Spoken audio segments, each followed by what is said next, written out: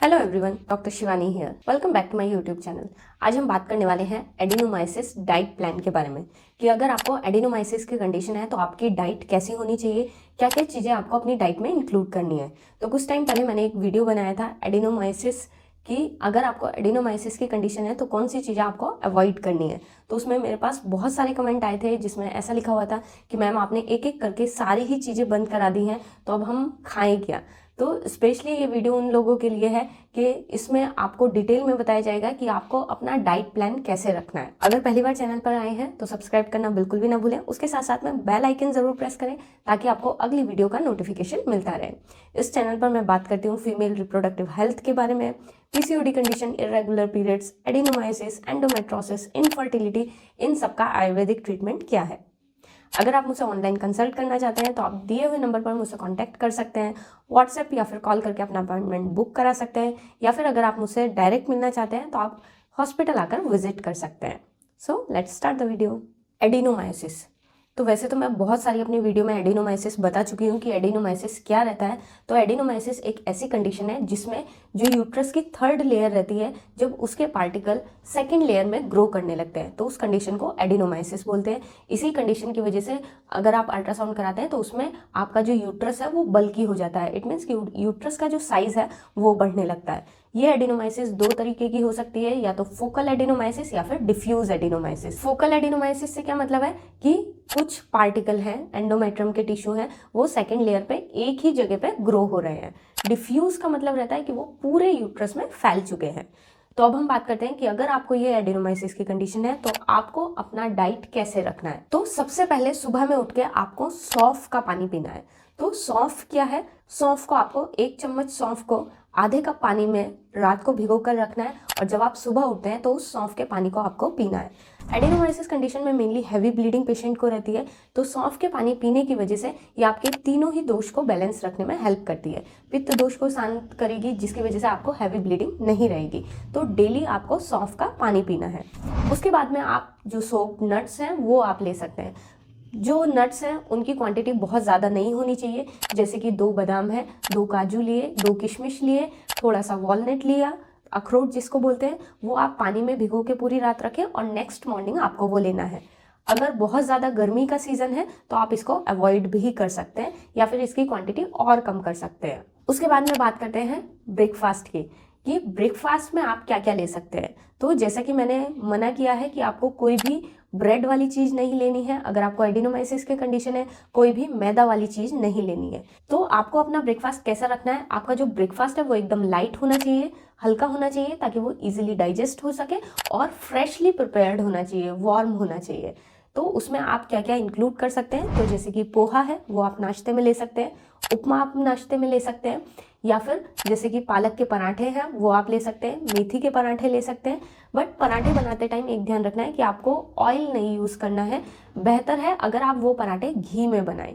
इसी के साथ साथ में आप बॉइल्ड स्प्राउट्स ले सकते हैं। तो स्प्राउट्स को लेते हुए ध्यान रखना है कि कच्चा स्प्राउट्स नहीं लेना है, उनको हमेशा बॉईल करके लेना है। तो बॉइल्ड स्प्राउट्स आप ले सकते हैं। इसी तरह से आप मूंग दाल का चिल्ला ले सकते हैं। तो मूंग दाल जो होती है वो बहुत ही अच्छी रहती है हेल्थ के लिए, तो उसका आप चिल्ला बना के ले सकते हैं, या फिर वेजिटेबल चिल्ला आप बना सकते हैं। अगर आप साउथ से हैं तो मोस्ट ऑफ लोगों को आदत रहती है इडली और डोसा खाने की, पर मैंने पहली वीडियो में मना किया था कि फर्मेंटेड फूड जो है उनको अवॉइड करना है। यहाँ पर आप इडली और डोसा ले सकते हैं, बट आपको ध्यान रखना है कि जो उसका डफ रहता है वो फ्रेशली प्रिपेयर्ड हो। It means bar bar reuse ना करें। बहुत बार ऐसा करते हैं कि फ्रिज में रख देते हैं, अगर वो बच जाता है और उसका दोबारा रीयूज़ करते हैं, तो ऐसा बिल्कुल ना करें। उसको फ्रेशली बनाएं, और दूसरा हफ्ते में एक ही बार लें, उससे ज़्यादा ना लें फर्मेंटेड फूड।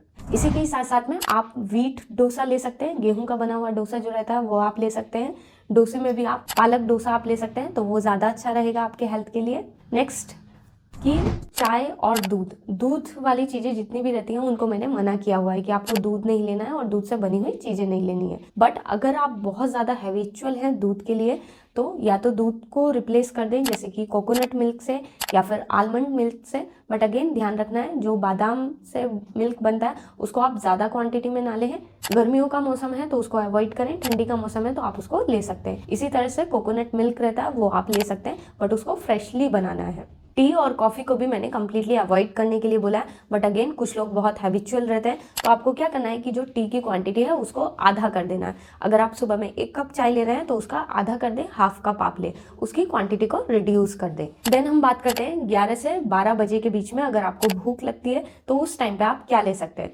तो सबसे पहली चीज़ कि अगर आपको भूख लगे तभी आपको खाना खाना है। अगर आपको भूख नहीं लग रही है तो आपको ज़बरदस्ती नहीं लेना है। 11 से 12 बजे के बीच में आप क्या ले सकते हैं, तो उसमें एक तो आप सीजनल फ्रूट्स ले सकते हैं, यानी कि सीजन के हिसाब से जो भी फ्रूट्स चल रहे हैं वो आप ले सकते हैं। फ्रूट्स में ध्यान रखना है कि आपको सिट्रस फ्रूट नहीं लेने हैं, जितने भी खट्टे फ्रूट्स रहते हैं वो अवॉइड करना है। तो फ्रूट्स में आप जैसे कि सेब है, केला है, वो आप ले सकते हैं, अनार ले सकते हैं, ड्रैगन फ्रूट ले सकते हैं, कीवी ले सकते हैं, वाटरमेलन ले सकते हैं, गुआवा ले सकते हैं, पपाया ले सकते हैं।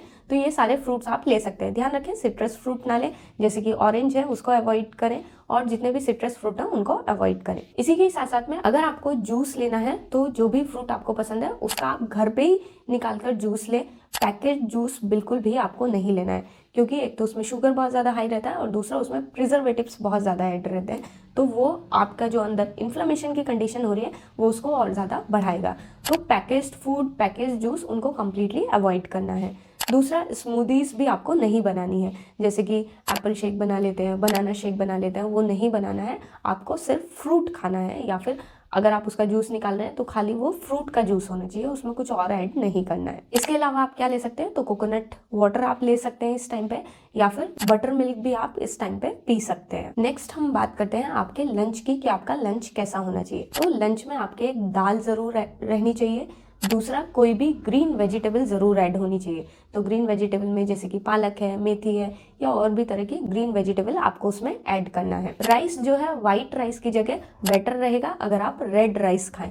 तो आयुर्वेद में रेड राइस सबसे अच्छा बताया गया है हेल्थ के लिए, तो आपको व्हाइट राइस अवॉइड करना है, उसकी जगह पे आप रेड राइस ले सकते हैं। उसी के साथ में आप सैलेड ले सकते हैं साथ में, और बटर मिल्क आप ले सकते हैं। यहाँ पे आपको दही को अवॉइड करना है, दही नहीं लेनी है, बटर मिल्क आप ले, थोड़ा सा जीरा पाउडर, सेंधा नमक डालकर आप ले सकते हैं। तो इस तरीके का आपका लंच होना चाहिए। नेक्स्ट हम बात करते हैं इवनिंग स्नैक्स की।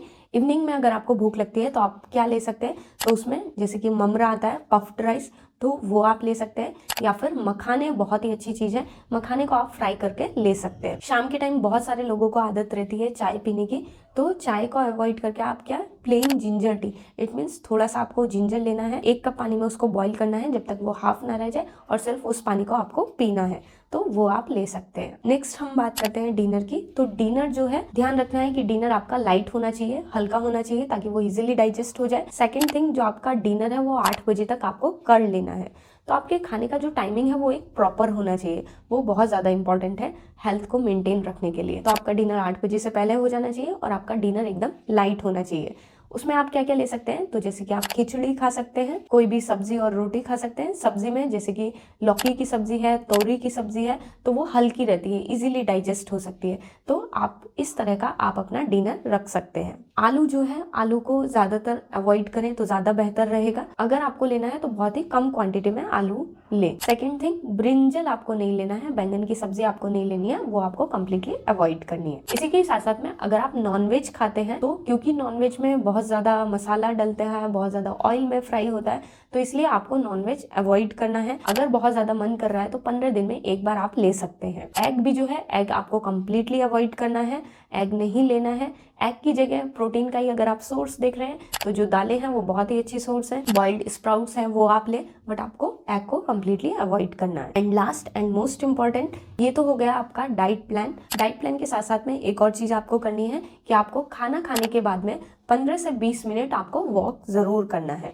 दोपहर को खाना खाने के बाद भी और रात का खाना खाने के बाद भी ज़रूर वॉक करें। सो आई होप अब आपके सारे डाउट्स क्लियर हो गए होंगे कि आप किस तरह की डाइट आप ले सकते हैं अगर आपको एडिनोमाइसिस की कंडीशन है। ये वीडियो उन लोगों के साथ में ज़रूर शेयर करें जिनको एडिनोमाइसिस की कंडीशन है, वो जानना चाहते हैं कि कैसा डाइट रूटीन उनका होना चाहिए। मिलते हैं नेक्स्ट वीडियो में, तब तक के लिए बाय बाय, टेक केयर। अपनी हेल्थ का ध्यान रखें और अपने आसपास वालों की। और अगर आपको फिर भी कुछ भी डाउट है तो आप नीचे कमेंट बॉक्स में लिखकर पूछ सकते हैं।